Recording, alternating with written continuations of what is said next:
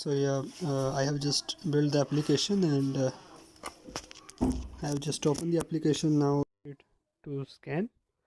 So here, as it scans this image that you have sent, it will be displaying this picture. Like you go closer to that, it will give you a closer look, and it is slightly larger than the size of the target image.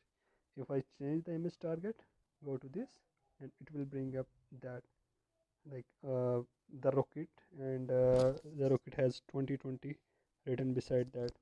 If I place my hand above that, this thing, like, yeah, and that it will bring again. If I go to the very next, like this, the eco texture, this this the eco texture file, it will augment like this way.